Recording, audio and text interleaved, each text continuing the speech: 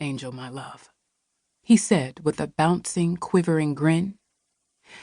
"Yours is beginning, and for that I am sorry. I wish for you mercy. I pray for you truth. I long for you the peace of sitting on a porch swing beside a man who loves you more than life itself. But I sense trouble on those winds. We've been dodging it for a time, just like the swift in the soapberry. It's coming, dear child. I'd swear it is." New shadows formed on his face, underneath his eyes, over his brow, and even in the crease of his hunched shoulders. He himself seemed to be becoming a shadow, quick sketches of what he used to be a few short months ago. Angel knew him, and even in the quiet spaces, she saw flashes in his eyes. In those moments, she read what he was thinking. To be reduced to this. Soft snores accompanied the rise and fall of his chest. He slept so easily now, one moment awake and the next dead to the world. "I've got a gift for you. It'll be finished tomorrow," she whispered into his sleeping ear. "You'll walk again, sweet papa. All on your own, you will." Angel's mother pushed through the screen door as she untied her half apron. "We need to get him to bed," she said, trying so very hard to be strong. "You ready?" "Yes, ma'am," Angel replied before lifting her father's limp arm around the nape of her neck. "Time for bed," her mother said in the height of the afternoon sun. She then lifted the opposite arm around her own tired shoulder. "Handsome man of mine. 1, 2, 3.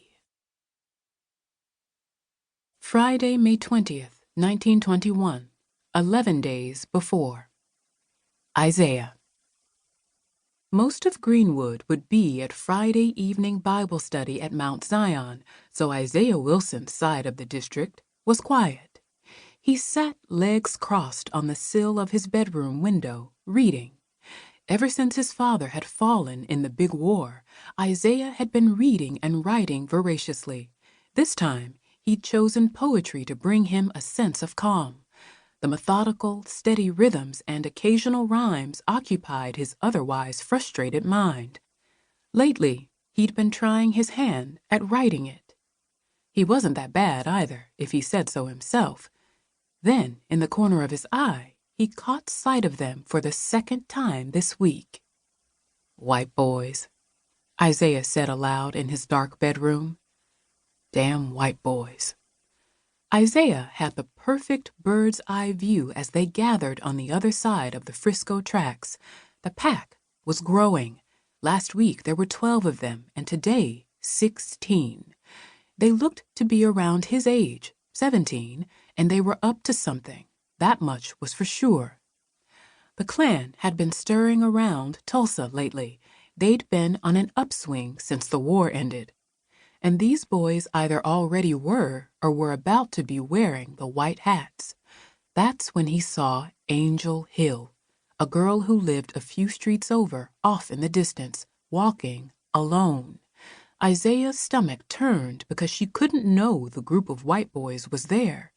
With Greenwood quiet, Angel would be ambushed, no question, and even from the distance, Isaiah could tell the boys were itching for mischief.